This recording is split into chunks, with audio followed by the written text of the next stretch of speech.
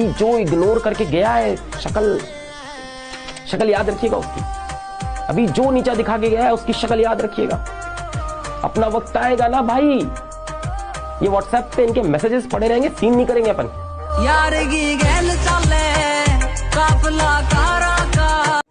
अब जो सोसाइटी है ना, इसने डिसाइड कर लिया था मेरे लिए कि छोटू जिंदगी में ढाबे बैठ के सिर्फ बर्तन घिसेगा, पर मैंने लड़ाई की अपने लिए, अपनी लाइफ से, सब लोगों से। अच्छा बुरा जो किया ना खुद के लिए किया, अपने दम पर सबका स्टार्टअप खड़ा किया है मैंने।